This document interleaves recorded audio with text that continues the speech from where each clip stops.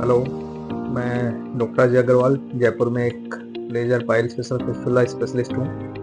और आज जो हम आपके लिए एक सीरीज़ लेके आए हैं, इस सीरीज़ में हम बात करेंगे कि जो ये पाइल्स फिस्टुला की सर्जरी करा के पेशेंट घर पे जाते हैं, तो पेशेंट के लिए अगले 10 से 15 दिन जो ये रिकवरी टाइम होता है, उसमें काफ़ी कन्फ्यूज़न रहते हैं। क्या खाना है, क्या पीना है, कैसे दवाइयाँ लेनी हैं, क्या नहीं खाना है।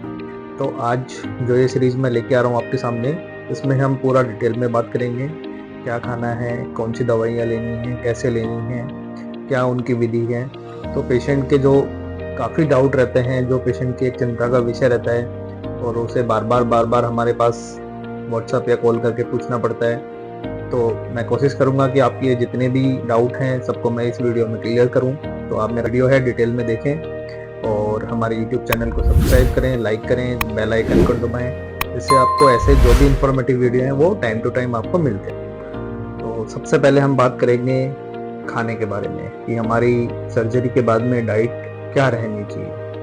तो मैं आपको एक ब्रॉड व्यू इसके बारे में देता हूँ।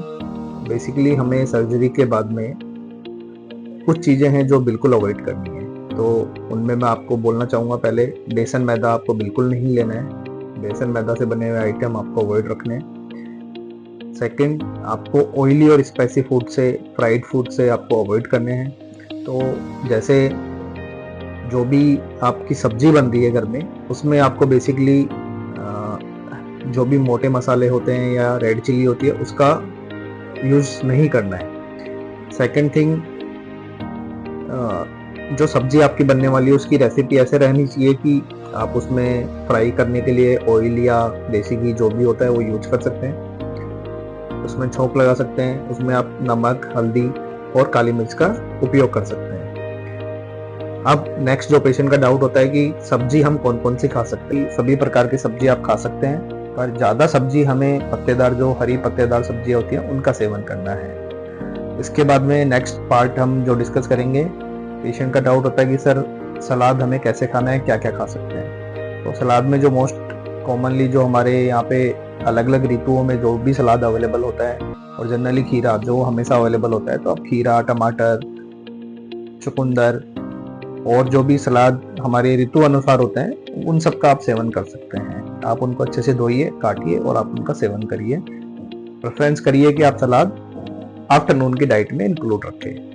इसके बाद में नेक्स्ट पेशेंट का जो डाउट होता है वो होता है फल के बारे में, कि हम फल खाएं या फल का जूस पिए। तो मैं मेरे जितने भी व्यूअर हैं उनको बताना चाहता हूँ कि आप फल के जूस का सेवन कम से कम करिए। आप जितना फल को मुंह से खाएंगे, जितना च्यू करके खाएंगे, उतना ही आपको फायदेमंद रहेगा। कौन कौन से फल खा सकते हैं ये भी मैं आपको बताना चाहता हूँ। आप सभी प्रकार के फल खा सकते हैं। ज़्यादा सेवन हमें बनाना, एप्पल, अनार, चीकू, और जिनको शुगर है वो कुछ फलों का सेवन जो उनके डायबिटोलॉजिस्ट ने मना कर रखा है उनका अवॉइड कर सकते हैं। पर जो शुगर पेशेंट को जो फल अलाउ होते हैं आप वो फल खाइए। बट अगेन मेरी स्पेशल रिक्वेस्ट आपसे रहेगी कि आप जूस का सेवन ना करके फलों को चबा के खाएं। अब हम आगे जो बात करेंगे वो हम कितना पानी पीना चाहिए। तो मेरे पेशेंट को मेरी सलाह रहेगी कि आप डेली 4 से 5 लीटर पानी पीजिए। कम से कम 4 से 5 लीटर पानी डेली सेवन करना है। सर्दी में आप 3 से 4 लीटर पी सकते हैं। अब हम नेक्स्ट बात करते हैं कि सर हम रोटी कब से स्टार्ट कर सकते हैं। ये सबसे ज़्यादा हमारे पेशेंट का सवाल होता है। तो मैं मेरे पेशेंट को बताना चाहता हूँ, ऑपरेशन के अगले दिन जब आपका डिस्चार्ज होता है, आप उस दिन हल्का ही खाना लीजिए, दलिया, खिचड़ी, ऐसा कुछ। उसके अगले दिन भी आप घर पे जाके 1-2 दिन आप चपाती नहीं खाना चाहते हैं तो अवॉइड कर सकते हैं। बट सर्जरी के 2 से 3 दिन बाद में आप चपाती का सेवन स्टार्ट कर सकते हैं। और उसमें भी मेरी जो सलाह रहती है कि जैसे अगर आप सर्जरी से पहले 2 चपाती खाते थे तो आप आधी या 1 चपाती से स्टार्ट कर सकते हैं, या सुबह शाम दोनों टाइम चपाती खाते हुए एक टाइम आप चपाती खाना स्टार्ट करिए। धीरे धीरे आप दोनों टाइम खाना स्टार्ट करिए। फिर आप अपनी क्वांटिटी को बढ़ाइए और धीरे धीरे आप नॉर्मल डाइट की तरफ जा सकते हैं। इसके बाद में हम नेक्स्ट डिस्कस करते हैं एक और बहुत कॉमन क्वेश्चन जो पेशेंट के दिमाग में होता है कि सर दूध, दही, छाछ ले सकते हैं या नहीं। तो मैं उसके बारे में आपको बताना चाह रहा हूँ। बिल्कुल आप पाइल्स फिस्टुला की सर्जरी के बाद में दूध, दही, छाछ का सेवन कर सकते हैं।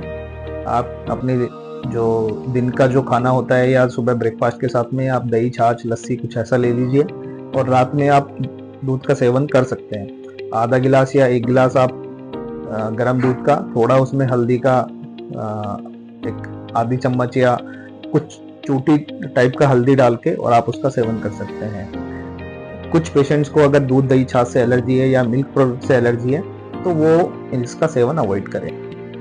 अब हम कुछ और टॉपिक के बारे में बात करते हैं डाइट में। बाकी पेशेंट का कुछ ये डाउट रहता है कि सर हमको तेल कौन सा यूज़ करना चाहिए, तो आप सरसों का तेल भी यूज़ कर सकते हैं और देसी घी भी यूज़ कर सकते हैं। और खाने में कुछ और जो सवाल मेरे दिमाग में आते हैं, जो हमारे से पेशेंट रेगुलरली पूछते हैं कि सर हम नारियल पानी पी सकते हैं, तो मैं बोलना चाहूँगा आप नारियल पानी का सेवन कर सकते हैं, उससे आपको कोई भी इशू नहीं है। स्पेशली स्टार्टिंग के 2-3 दिन तो आप नारियल पानी का सेवन करिए।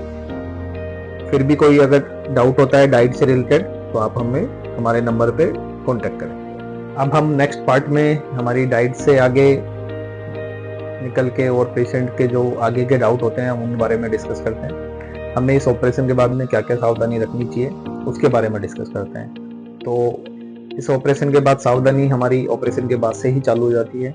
इस ऑपरेशन में जनरली हम जो आपकी कमर में स्पाइनल एनेस्थीसिया लगता है, तो उसमें जो सबसे मेन सावधानी हमें रखनी होती है सर्जरी के बाद कि आप अपनी गर्दन के नीचे तकिया नहीं लगाएं, और दूसरा जब भी आप सर्जरी के बाद में अपने बेड पे लेटे रहते हैं तो आप अगर बात करना है तो अपने गर्दन को ना उठाएं, आप लेफ्ट या राइट करवट लेके और फिर अपने रिश्तेदारों से या फिर डॉक्टर से जिससे भी बात करनी है आप बात करिए। तो शुरू के 24 घंटे जब आपका ऑपरेशन होता है उससे लेके अगले दिन तक आप पिल्लो का यूज ना करें और अपनी गर्दन ना उठाएं। ये सबसे बड़ी सावधानी है, इसकी वजह से आपको स्पाइनल हेडेक हो सकता है और आप थोड़ा 2-3 दिन के लिए परेशान हो सकते हैं। अब हम नेक्स्ट सावधानी के बारे में बात करते हैं। जनरली पेशेंट के दिमाग में ये रहता है कि हमारा ऑपरेशन कल हुआ था और आज सुबह हमको लैट्रिन नहीं हुई। तो मैं मेरे पेशेंट्स को सबको बताना चाह रहा हूँ कि जनरली इस ऑपरेशन के बाद में नेक्स्ट डे आपको स्टूल जनरली होता नहीं है, कुछ लोगों को हो सकता है। तो आप बिल्कुल भी इस चीज़ की चिंता ना करें कि ऑपरेशन के अगले दिन अगर आपको स्टूल मल पास नहीं होता है तो आप घबराएं नहीं। इसके लिए हम आपको जो दवाई देते हैं वो आप जब घर जाके लेते हैं नेक्स्ट डे, उसके बाद में आपको स्टूल पास होना शुरू हो जाता है। अब हम नेक्स्ट टॉपिक पे डिस्कस करते हैं कि सर हमको ऑपरेशन के बाद में मल कैसे होगा। तो आपको मैं उसके लिए जब मेरा मेडिसिन का एक सेक्शन आएगा तो उसमें मैं आपको डिस्कस करके बताऊंगा कि ऑपरेशन की रात नेक्स्ट जब आप डिस्चार्ज होके जाते हैं तो उस रात को आप घर पे इस दवाई का जब सेवन करते हैं तो आपको स्टूल इजीली हो जाता है। अगली सावधानी के बारे में हम बात करते हैं। हमें इस ऑपरेशन के बाद में जब भी हम मल त्याग करते हैं तो हमें जोर नहीं लगाना है। लैट्रिन अपने आप प्रेशर से आएगी, हमें जबरदस्ती जोर नहीं लगाना है। उसके बाद नेक्स्ट सावधानी ये है कि हमें जब भी मल त्याग कर रहे हैं, मल त्याग करने से पहले मेरे मेडिकल जो दवाइयों का सेक्शन है मैं उसमें आपके लिए टैकल करूंगा कि जो एक जेल होता है लिग्नोकेन 2% जेली, वो आप मल त्याग से जस्ट जितना भी टाइम आपको मिलता है कुछ सेकंड्स या मिनट्स का, तो आप ये जेल लगा के ही मल त्याग करें। मल त्याग करने के बाद में आप इमीडिएटली एक गुनगुने पानी का टब लेके और उसमें सिड्स बात करना है। सिड्स बात कितना करना है, कैसे करना है, इसके लिए हमारा एक सेपरेट वीडियो है, तो आप हमारे YouTube चैनल को देखिए, उस पर आपको सिड्स बात का हमारा वीडियो सेपरेटली मिल जाएगा। अगली सावधानी के बारे में बात करते हैं। हमें स्नान या पेशेंट का डाउट होता है कि हम नहा सकते हैं या नहीं, तो इसके बारे में मैं आपको बताना चाहता हूँ। इस सर्जरी के बाद आप जिस दिन हॉस्पिटल में हैं नेक्स्ट डे हॉस्पिटल में भी आप नहाना स्टार्ट कर सकते हैं, नहीं तो आप घर जाके नेक्स्ट डे से आप अपना स्नान और अपनी लैट्रिन की जगह की साफ सफाई का पूरा ध्यान रखिए, हाइजीन का पूरा ध्यान रखिए। इसमें नहाना धोने का कोई भी परहेज नहीं है। और आप बहुत सारे हमारे जो बुजुर्ग लोग हैं, पहले जो जनरेशन के लोग हैं, वो बोलते हैं कि पानी मत लगने दो, टाके पक जाएंगे या जगह पक जाएगी। इस बीमारी में ऐसा कुछ भी नहीं है, लेजर में ऐसा कुछ भी नहीं है। आप आराम से गुनगुने पानी में 10 से 15 मिनट बैठिए, डेली नहाइए, सफाई रखिए एंड जो ऑइंटमेंट हम प्रिस्क्राइब करते हैं वो लगाइए। नेक्स्ट सावधानी, पेशेंट्स का जो डाउट होता है कि सर हम 4 व्हीलर चला सकते हैं, 2 व्हीलर चला सकते हैं, इसके बारे में मैं बात करता हूँ। आप ऑपरेशन के बाद इमीडिएटली जो नेक्स्ट डे डिस्चार्ज होके जाते हैं उस दिन भी सेम डे या नेक्स्ट डे से आप 4 व्हीलर चला सकते हैं। बस हमें ये हमेशा ये ध्यान रखना है कि 4 व्हीलर जब हम चला रहे हैं तो हमारी ड्राइवर सीट जो है या हम 4 व्हीलर में जब बैठ रहे हैं तो उस पर एक सॉफ्ट कशन लगा रहे हैं। आपको सॉफ्ट जगह पे बैठना है या आपकी जो ड्राइवर सीट है वो सॉफ्ट होनी चाहिए। अगर वो हार्ड है तो उसमें आप सॉफ्ट कशन का यूज करिए। 2 व्हीलर के लिए मैं जो आपको बोलना चाह रहा हूँ कि 2 व्हीलर में भी हमारी 2 कैटेगरी होती है, एक प्रॉपर बाइक होती है, एक एक्टिवा होती है। तो एक्टिवा का आप उपयोग कर सकते हैं सर्जरी के बाद से ही। एंड जो आपकी बाइक वाली जो जिनमें प्रॉपर टैंक होता है उनके लिए मैं आपसे रिक्वेस्ट करना चाहूँगा कि आप 2 वीक के लिए उनको अवॉइड करें। नेक्स्ट सावधानी और या नेक्स्ट डाउट जो हमारे पेशेंट का होता है कि सर हमारे घर में इंडियन टॉयलेट है, क्या हम इंडियन जा सकते हैं या हमें कोई सीट लेनी पड़ेगी? तो मैं बोलना चाहता हूँ कि आपके घर में किसी भी प्रकार की टॉयलेट सीट हो, चाहे वो इंडियन हो चाहे वो वेस्टर्न हो, आप किसी भी प्रकार की लैट्रिन सीट का यूज करिए, टॉयलेट सीट का यूज करिए, उससे कोई भी फर्क नहीं पड़ता। नेक्स्ट जो क्वेरी होती है पेशेंट की कि हम एक्सरसाइज, योगा, जिम कब से कर सकते हैं? तो इसके लिए मैं आपका जो हमारी सलाह रहती है कि आप सर्जरी के कुछ दिन बाद 5 से 7 दिन बाद आप नॉर्मल एक्सरसाइज, नॉर्मल स्ट्रेचिंग कर सकते हैं। या जो फिस्टुला के पेशेंट है स्पेशली उनके लिए हम 2 वीक के लिए बोलते हैं कि 2 वीक तक आप कोई भी हैवी एक्सरसाइज ना करें। एंड पाइल्स फिशर के जो नॉर्मल पेशेंट्स हैं उनको जनरली हमारी ये सलाह होती है कि 2 सप्ताह बाद में आप सभी प्रकार के एक्सरसाइज कर सकते हैं, किसी भी प्रकार के उसमें कोई प्रॉब्लम नहीं है। इसके बाद नेक्स्ट जो पेशेंट का डाउट रहता है कि सर्जरी के बाद हम चल फिर सकते हैं, घूम फिर सकते हैं, तो मैं यही बोलना चाहूँगा कि अगर आपको जब भी सर्जरी के बाद में दिन में जिस भी टाइम पे आपको पेन नहीं होता है, आप पेन फ्री हैं, उस टाइम पे आप आराम से अपने घर में भी घूम सकते हैं, बाहर भी थोड़ी वॉकिंग कर सकते हैं, जॉगिंग कर सकते हैं, कोई भी इसमें प्रॉब्लम नहीं आनी चाहिए। इसके बाद नेक्स्ट क्वेश्चन होता है कि पेशेंट का कि सर सर्जरी के बाद में हमारी जो गुदा है उसमें सर्जरी के बाद में कुछ रेडिश कलर का चिपचिपा लिक्विड आता है। फिस्टुला वाले पेशेंट्स की कंप्लेंट होती है कि हमारे गुदा में से कुछ येलो येलो ग्रीनिश कलर के रेसे रेसे आते हैं। तो मैं सबको ये बोलना चाहता हूँ ये नॉर्मल है। सर्जरी पाइल्स फिशर के पेशेंट्स में सर्जरी के 10 से 15 दिन तक ये चीज़ हो सकती है, एवं जिनका फिस्टुला ऑपरेट हुआ है उनको जनरली ये 3 से 4 सप्ताह तक ये प्रॉब्लम रह सकती है। इससे घबराएं नहीं, इसको पस ना समझें, और जब भी आप रेगुलर फॉलोअप पे आते हैं तो मैं नहीं आऊँ आपके इस चीज़ से आपका क्लियरिटी आपको देते हैं। नेक्स्ट जो पेशेंट के दिमाग में या हमारे यहाँ पे जो सबसे ज़्यादा पेशेंट के डाउट होते हैं कि सर हमें 1-2 बूंद ब्लड की आई हैं। तो जो भी पेशेंट हमारे यहाँ पे पाइल्स फिशर फिस्टुला का ऑपरेट कराते हैं या कराने की सोच रहे हैं तो उनको मैं एडवांस में बोलना चाहूँगा, सर्जरी के बाद 2 से 3 बार 4 बार तक ऐसा हो जाता है कि कुछ बूंदे ब्लड की हमारे स्टूल के बाद में आ जाती हैं या स्टूल के लग के कुछ ब्लड आ जाता है। ये नॉर्मल है, आप इससे घबराएं नहीं। अगर आपको बहुत ज़्यादा क्वांटिटी में ब्लड आता है तो आप हमारे यहाँ पे संपर्क करें। अब हम हमारे नेक्स्ट सेक्शन जिसमें हम ऑपरेशन के बाद में जो दवाइयाँ आपको लेनी होती हैं उसके बारे में बात करेंगे। तो सबसे पहले तो मैं ये बोलना चाहूँगा कि मेरे द्वारा आपको सर्जरी के बाद जो भी दवाइयाँ एडवाइस की जाती हैं, आप अपनी डिस्चार्ज समरी और अपनी जो आपको दवाइयाँ मिल रही हैं उनको आप चेक कर लीजिए कि जो मैंने लिखी हैं वही सेम दवाइयाँ आपको मिली हैं, और अगर आपको उन दवाइयों में कुछ डिफरेंस लगता है तो हमारे यहाँ पे कांटेक्ट करें या आप मेडिकल काउंटर से आप इस चीज़ के लिए बात करें। अब मैं आपको 1 बाय 1 एक मेडिसिन के बारे में बताता हूँ। जनरली हमारे यहाँ पे जो आपको मेडिसिन ऑपरेशन के बाद दी जाती है उसमें एक एंटीबायोटिक होती है, एक पेन किलर होती है, एक स्टूल को पास करने के लिए एक लिक्विड होता है, एक आपको जेल दिया जाता है जो कि आपको लोकली अप्लाई करना होता है, एक आपको गर्म पानी में बैठने की एडवाइस दी जाती है। तो ये आपकी बेसिकली मेडिसिन होती हैं। फिर भी मैं 1 बाय 1 आपको इसके बारे में बताता हूँ। सबसे पहले आप जब डिस्चार्ज होके जाते हैं तो नेक्स्ट डे जो डिस्चार्ज के टाइम पे आप जा रहे हैं तो आपको मेक श्योर करना है कि क्रीमाफिन प्लस ये बोतल आपको मिली है, आप सेम यही बोतल लीजिएगा। प्लस जिनको शुगर है इसमें शुगर फ्री वर्जन भी अवेलेबल होता है, तो आप वही वर्जन लेके जाइएगा। जिस दिन आप ऑपरेशन होके घर जाते हैं उस दिन आपको बेसिकली इसका जो बड़ा कैप है जो कि लगभग 20 से 30 ml तक इसमें आपका क्रीमाफिन आता है, ये मेजरिंग कैप है। तो आपको ये कैप लगभग एक पूरा कैप या 1.5 कैप आपको लेके सोना है। जिस दिन आप सर्जरी होके जा रहे हैं घर पे उस दिन रात को आपको लेके सोना है। नेक्स्ट डे मॉर्निंग आपको स्टूल इजीली हो जाता है। उसके बाद जब नेक्स्ट डे आपको स्टूल हो जाता है, उस नाइट से आपको ये जो क्वांटिटी है 15 ml कर देंगे। तो आप इसमें जो मेजरिंग कैप पे 15 ml है उसको देख के आप 15 ml लीजिएगा। फर्स्ट डे आप 30 ml लीजिएगा, नेक्स्ट डे आप 15 ml लीजिएगा। फिर जब आप फॉलो पे आते हैं तो हम इसको आपको कन्वर्ट करके आपको एक पाउडर फॉर्म पे शिफ्ट कर दिया जाता है। ये पाउडर आपको जब आप 5 से 7 दिन बाद में हमारे पास फॉलो अप के लिए आते हैं तो आपको हम सॉफ्टवेयर पाउडर पे शिफ्ट कर देते हैं। ये सॉफ्टवेयर पाउडर आपको कैसे लेना है इसके बारे में मैं आपको डिटेल में बता देता हूँ। डेली आपको जब भी रात में आप डिनर करेंगे, डिनर के हाफ एन आवर से 1 आवर के बीच आपको इस पाउडर की जो ये बॉक्स है, इस बॉक्स में आपको स्पून मिलती है। उस 2 स्पून आपको अपने हैंड पे लेना है और पानी के साथ में इसको पीना है। पानी आप गुनगुना भी ले सकते हैं और नॉर्मल पानी भी ले सकते हैं। जिनके शुगर है अगेन वो शुगर फ्री वर्जन लेके जाएं, जिनको शुगर नहीं है वो नॉर्मल इसका वर्जन यूज कर सकते हैं।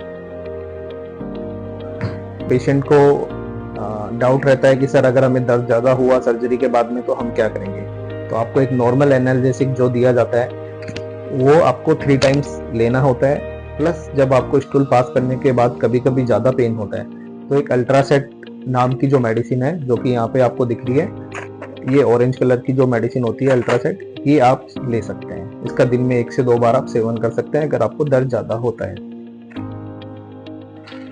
उसके बाद पेशेंट के मन में एक डाउट जो सबसे कॉमन आता है कि सर हमें गर्म पानी में क्या डालना, तो उसके लिए मैंने एक सेपरेट वीडियो भी बनाया। फिर मैं अगेन आपको दिखाना चाह रहा हूँ कि आप डिस्चार्ज के टाइम पे अपनी 100 ml या 200 ml की ऐसी 2 बोतल या 1 बोतल लेके जाइए। 5% 10% दोनों ही में कोई इशू नहीं है। इस बोतल का जो ये कैप है वो आप 1 ढक्कन या आधा ढक्कन आपके गुनगुने पानी के टब में जब भी आप बैठते हैं वो डाल के आप उसमें बैठ सकते हैं। तो ये लिक्विड बीटाडीन का उपयोग आपको इस प्रकार करना है। इसके बाद सबसे इम्पोर्टेंट जो स्टेप है वो हमारा लिग्नोकेन।